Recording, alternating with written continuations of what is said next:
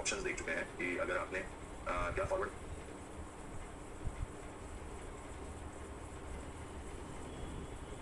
Contract का fate of forward contract देख चुके हैं, अलग अलग कंसेप्ट हम लोग देख चुके हैं फेट ऑफ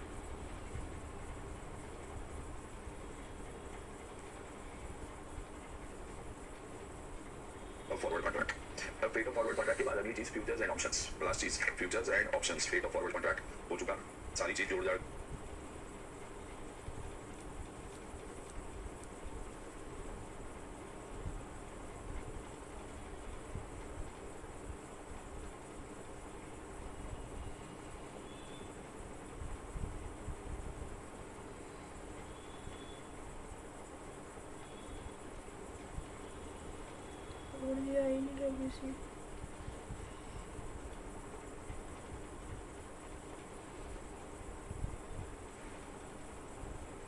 कर चुके हैं। चलो हेडिंग डालो फ्यूचर्स एंड ऑप्शंस। आज का के बारे में बात कर लेते हैं, फ्यूचर और ऑप्शंस के बारे में बात कर लेते हैं और लास्ट चीज स्वैप कॉन्ट्रैक्ट हुआ अंत में देखेंगे, तो फ्यूचर्स एंड ऑप्शंस पे बात कर लेते हैं। चलो हेडिंग डालो फ्यूचर्स एंड ऑप्शंस। क्या कंसेप्ट नंबर चल रहा है? कंसेप्ट नंबर क्या चल रहा है? कंसेप्ट नंबर क्या चल रहा है? एनीबॉडी? कॉन्सेप्ट नंबर क्या चल रहा है? चल मैं एक बार पूरे रिवाइज भी कर देता हूँ कि हम लोग कौन से सिचुएशन में क्या करते हैं। देखिए कंसेप्ट नंबर 13 चल रहा है, 14 आएगा। हाँ जी, तो 14 की बात कर लेते हैं, एक बार ध्यान से सुन ले। Date of forward contract. तो डिलीवरी या तो आप क्या कर सकते हो, डिलीवरी अंडर कॉन्ट्रैक्ट हो सकता है, कैंसिलेशन अंडर कॉन्ट्रैक्ट हो सकता है, एक्सटेंशन अंडर कॉन्ट्रैक्ट हो सकता है। अगर डिलीवरी अंडर कॉन्ट्रैक्ट होता है तो डिलीवरी कब होगी? On due date. On date अगर डिलीवरी हो जाती है तो आपने उसी का सीधा क्या करना है? अमाउंट पे करना है। क्या करना है? अमाउंट पे करना है। तो अमाउंट टू बी पेड कैसा? $1,00,000 into 65.50। तो 3 महीने के बाद का रेट अगर 65.50 है, आपको डायरेक्टली क्या कर देना है? इतना पैसा पे करना है, 65,50,000। अगर अर्ली डिलीवरी होती है, तो swap difference plus interest outlay, swap difference plus interest outlay. तो मान लीजिए 1 अक्टूबर को कॉन्ट्रैक्ट टू सेल था, कॉन्ट्रैक्ट टू सेल था मतलब $1,00,000 आप 65.40 में बेचने वाले थे, बराबर। अब कोई बंदा आपको 1 अक्टूबर को बेचने वाले थे, तो आपने अरेंज करके रखे थे $1,00,000 आपने अरेंज। आप मतलब बैंक है यहाँ पर, आप मतलब हमेशा कौन है? बैंक है। तो बैंक ने अरेंज करके रखे थे $1,00,000 65.40 के रेट से पे देना था। अब कोई आया पहले डिलीवरी ले लिया, पहले डिलीवरी ले लिया तो बैंक को वो पहले दिन क्या करने पड़े? आपके लिए अरेंज करने पड़े। तो आपके लिए अगर अरेंज करने पड़े, क्योंकि आपने 1 अक्टूबर को अरेंज करके रखे थे, लेकिन वो बंदा 1 महीना पहले ही आ गया, 30 नवंबर को ही आ गया।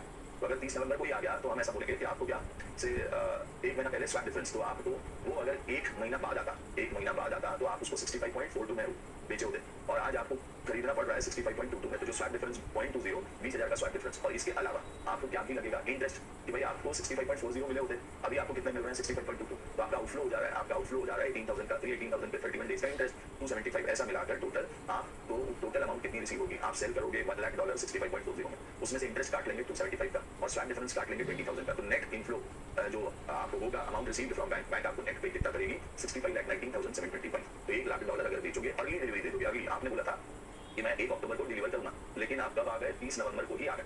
तो 30 नवंबर को नहीं, 30 कब? 30 सितंबर को आ गए। नहीं, आपने बोला था कि 31 दिसंबर को डिलीवर करेंगे। अच्छा, 31 दिसंबर को देंगे आप $1,00,000 को, बैंक बाय करेगा $1,00,000। आप सेल करने वाले थे बैंक को $1,00,000, लेकिन आप ये सेल करने कब पहुंच गए? 28 नवंबर को ही पहुंच गए या 30 नवंबर को ही पहुंच गए, मतलब 1 महीना पहले, 31 डेज पहले। तो अगर 31 डेज पहले, तो इन शॉर्ट ऐसा बोल सकते हैं, अगर ये $1,00,000 बैंक को मिले होते 31 को, तो बैंक ने सेल किया होता 65.42 में, लेकिन आज बैंक को बाय करना पड़ रहा है 65.22 में। तो 65.22 माइनस 65.42 बैंक का 0.20 का स्वैप लॉस हो गया। तो 0.20 का स्वैप लॉस हो गया, तो ये लॉस क्या करेंगे? आपसे रिकवर करेंगे। और इसके अलावा 65.22 माइनस 65.40 मतलब 18,000 पे ब्याज। तो ये दोनों चीज पकड़। कैंसिलेशन में हमेशा क्या लेते हैं? काउंटर पोजीशन लेते हैं। तो बैंक ने सेल करने वाली थी $2,50,000, बैंक सेल करने वाली थी $2,50,000, $2,50,000 क्या रेट पे? 65.3450 15 मार्च को। ना 15 मार्च को आप आए और बोले कि क्या कैंसिल, भाई मेरे को $2,50,000 नहीं चाहिए। तो बैंक बोली नहीं, ऐसा तो नहीं चलेगा, आप खरीदिए 65.345 में, ये कॉन्ट्रैक्टेड रेट है, इसमें खरीदिए। अब बैंक आपसे वापस खरीद लेगी, वही चीज आपसे क्या कर लेगी? वापस खरीदेगी। तो वापस खरीदेगी तो आपका बैंक का बाइंग रेट माइनस मार्जिन, तो बैंक कितने में वापस खरीद लेगी आपसे? तो डिफरेंस हो गया 0.12 into 2,50,000, 30,000 plus flat charges ₹100, customer को 30,100 रुपए दे।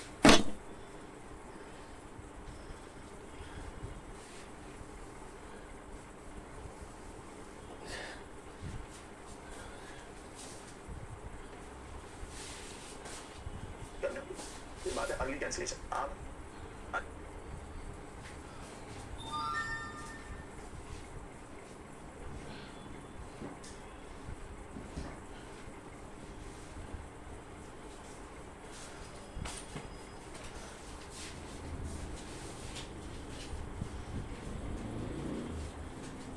बैंक ने कहा था कि हम परचेज करेंगे $1,00,000 क्या रेट पे परचेज करेंगे? 47.25 कितने महीने बाद? 3 महीने बाद।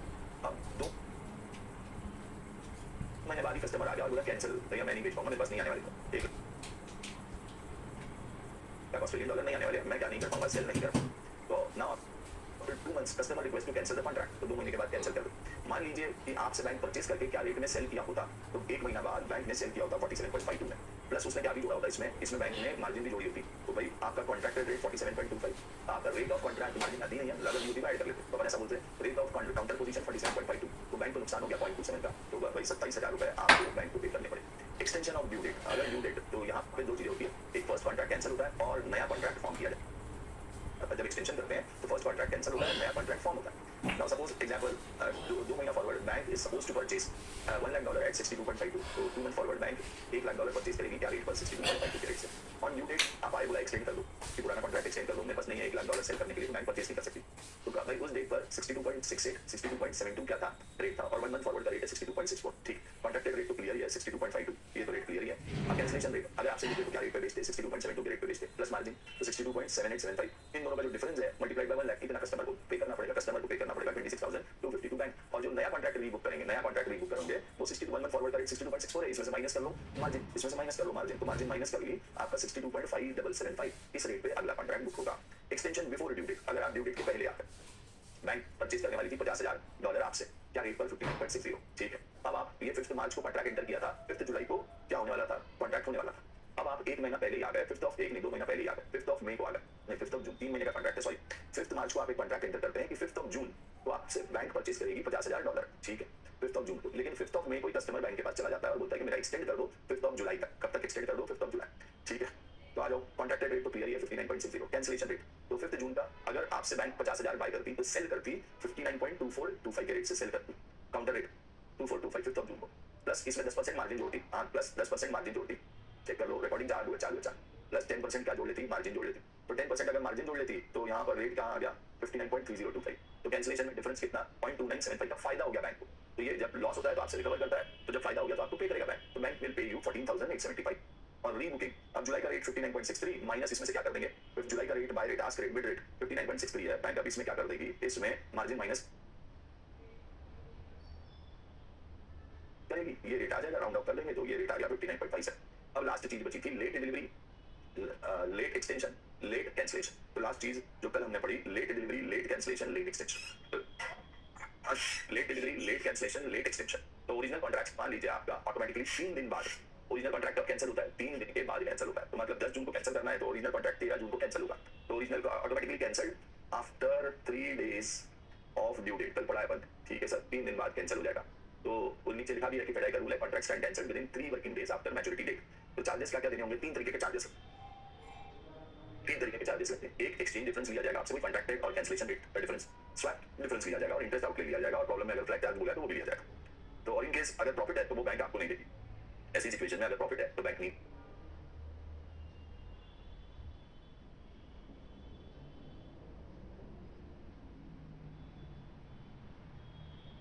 देगी, लेकिन लॉस है तो बैंक रिकवर कर ले। जैसे हमने कल एग्जांपल लिया कि 10 अप्रैल को बैंक ने एक कॉन्ट्रैक्ट एंटर किया था $2 लाख सेल करने के लिए एट द रेट 64.40, अब आप 14 ये कब का था, 10 जून को बेचना, 10 अप्रैल को से 2 महीने का कॉन्ट्रैक्ट बैंक ने 2 मंथ फॉरवर्ड कॉन्ट्रैक्ट एंटर किया कि 10 जून को बैंक आपको सेल करेगी, देवदत्त को सेल करेगी कितना $2 लाख, ठीक है, अब देवदत्त 10 जून को भी नहीं आया, 11 जून को भी नहीं आया, 12 जून को भी नहीं आया, 13 जून को भी नहीं आया, तो 13 जून को ऑटोमेटिकली ये वाला ट्रांजैक्शन स्टैंड्स कैंसिल, ठीक है, 13 जून का ये सेल है, तो 13 जून को बाय का रेट क्या है 63.6 है, और इसमें मार्जिन कितनी रखनी है 0.10, तो 63.6 में से माइनस कर देंगे मार्जिन, और बैंक क्या कर लेगी भाई, ये तो हो गया आपका बाय का डिफरेंस से एक्सचेंज डिफरेंस, ये कॉन्ट्रैक्टेड रेट तो क्लियर ही है 64.40 का, अब इसका काउंटर पोजीशन यहाँ सेल का था तो बैंक बाय का काउंटर पोजीशन लिया 63.6, उसमें से मार्जिन माइनस कर दिए 63.6163, राउंड ऑफ कर दिए 63.6175, ये जो एक्सचेंज डिफरेंस है 0.7875 का इनटू 2 लाख 1,56,500, ये बैंक किससे लेगा, देवदत्त से लेगा, ठीक है, एक चीज। दूसरी चीज प्रॉब्लम में क्लियरली बोला था कि अब किसने, बैंक ने वो $2 लाख तो अरेंज करके रखे थे, तो अब वो $2 लाख का बैंक क्या करे, देवदत्त तो आया नहीं, तो बैंक क्या करे, तो भाई बैंक को किसी एजेंट को बेचना होगा, तो बैंक ने सेल किया 63.80 में, सेल किया 63.80 और 1 मंथ फॉरवर्ड खरीद लिया, क्लियरली प्रॉब्लम में मेंशन नहीं था, ये देखो यहाँ मेंशन नहीं था कि क्या चीज, bank swap by selling spot and buying 1 month forward, तो 1 मंथ फॉरवर्ड का बाय करने का रेट है 63.9,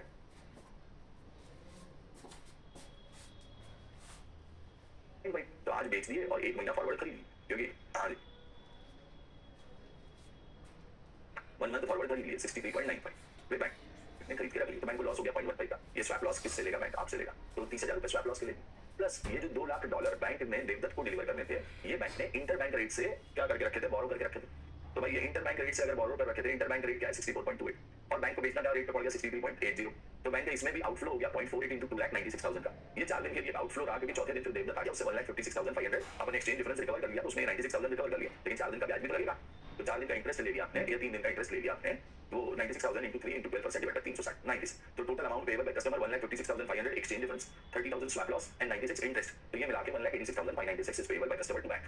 ठीक है, और रीबुकिंग, अब 1 महीने फॉरवर्ड रीबुक, आप 14 को आए तो 13 जुलाई का रेट लेंगे और उसमें मार्जिन ऐड कर देंगे, तो रीबुक कर लिया आपने 64.3150 का। तो यहाँ तक हम लोग कल पढ़ चुके हैं, एंटायर चीज मैंने क्या कर दी, रिवाइज कर दी। अब सिर्फ फॉरवर्ड कॉन्ट्रैक्ट का ही ऑप्शन है ऐसा नहीं है आपके पास, आपके पास ऑप्शन ये भी है कि आप फ्यूचर्स में जा सकते हैं, काय में डाल सकते हैं, फ्यूचर में पैसा डाल सकते हैं या ऑप्शंस में डाल सकते हैं। तो कंसेप्ट 14 पहले 14 था, 15 आएगा, concept 15 last concept, futures and options, futures and options. सब लोग जाग रहे हैं ना रे, हाँ या ना, everybody is awake, yes sir yes sir yes sir. चलो फ्यूचर कॉन्ट्रैक्ट, फ्यूचर कॉन्ट्रैक्ट क्या होता है, तो it is a contract to buy और sell, contract to buy public sell an underline asset, an underline asset, मतलब ये अभी foreign exchange बराबर, स्टॉक या अदर एसेट, स्टॉक और other asset, underline asset at predetermined rate, at predetermined rate on specific date, on specific date in specific lot size, specific lot size. देखो forward है ना, किसी भी quantity के लिए मिल सकता है, मतलब आप चाहो तो फॉरवर्ड ऐसा हो सकता है कि फॉरवर्ड कॉन्ट्रैक्ट आपको से $1,02,536 के लिए मिल जाए, मतलब एनी क्वांटिटी $1,02,356, ऐसे एनी क्वांटिटी के लिए क्या मिल सकता है, फॉरवर्ड मिल सकता है। लेकिन फ्यूचर ऐसे किसी भी क्वांटिटी के लिए नहीं मिलता।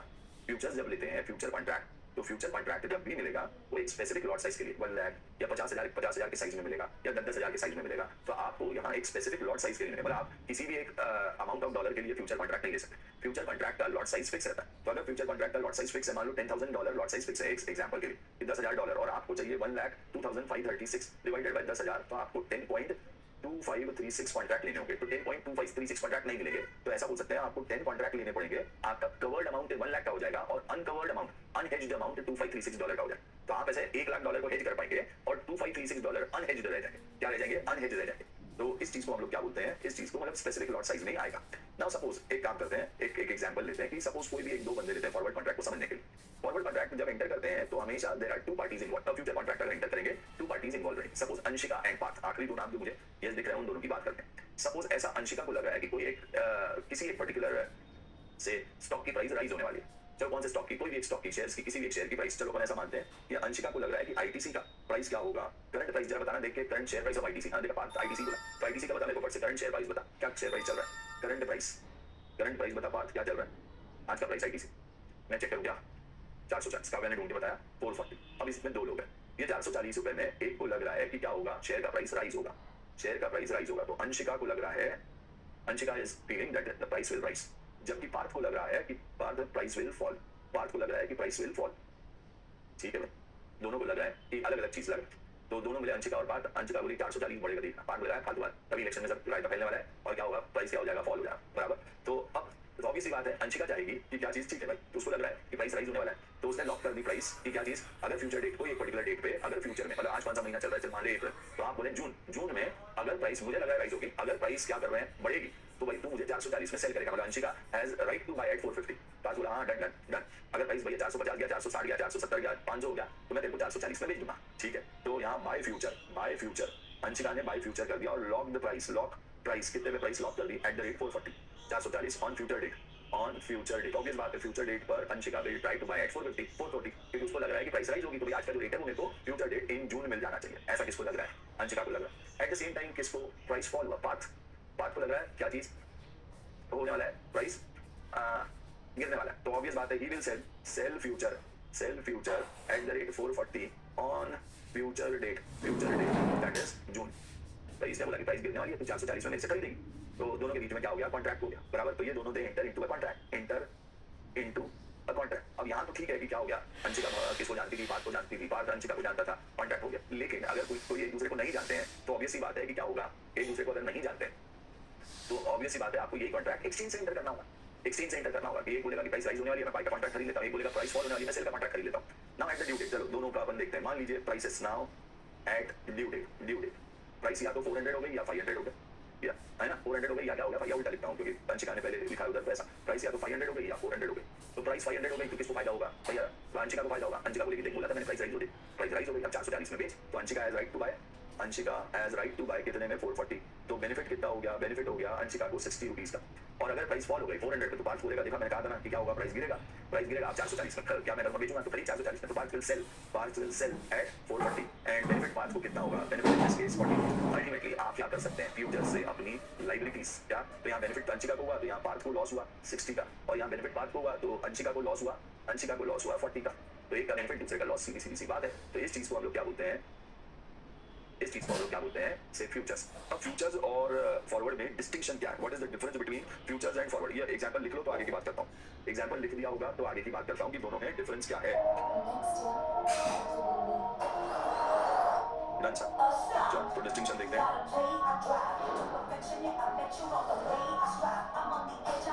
हाँ जी, यही डालेंगे distinction between forward contract and future contract, distinction between forward and futures. यहाँ पे forward future, forward contract amount जो रहता है, फॉरवर्ड कॉन्ट्रैक्ट का अमाउंट वो फ्लेक्सिबल अमाउंट हो सकता है, कोई भी अमाउंट में आप इन्वेस्ट कर सकते हैं। ऐसा कुछ नहीं है कि आपको क्या एक कॉन्ट्रैक्ट या लॉट साइज फिक्स है, यहाँ पर क्या करना होगा, स्टैंडर्ड अमाउंट में एंटर करना होगा, बराबर। यहाँ पर दूसरी चीज जो डेट रहती है, यहाँ एनी डेट ली जा सकती, कोई भी डेट, कोई भी डेट ली जा सकती है, एनी डेट। मतलब आप अभी बोलोगे कि 27 अप्रैल चल रहा है तो हम लोग क्या कर लेंगे, से मे भी क्या चीज 2 मार्च नहीं 2 मई, ऐसी कोई भी डेट ले सकते हैं। बट यहाँ पर स्टैंडर्ड डेट लेनी होती है, स्टैंडर्ड डेट का कॉन्ट्रैक्ट मिलेगा and usually it is delivered second Tuesday of every month. तो जनरली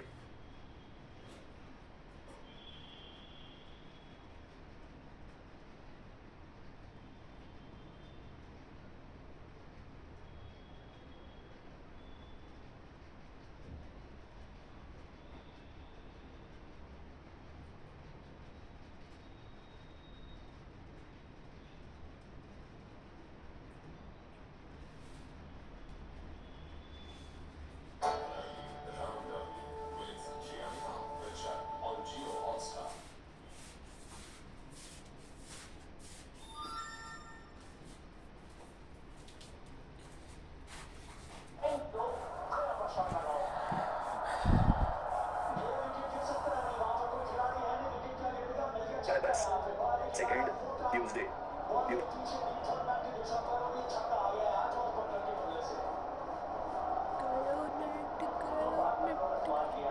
इसमें 17 मिनट हो गए, ट्यूसडे ठीक है सब डबल ही चल रहा है, ऑफ एवरी मंथ। तो जनरली जो आपको फ्यूचर कॉन्ट्रैक्ट